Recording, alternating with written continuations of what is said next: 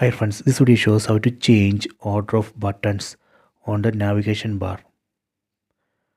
First, let me go to settings. Tap on the settings app icon. Go down, go to display.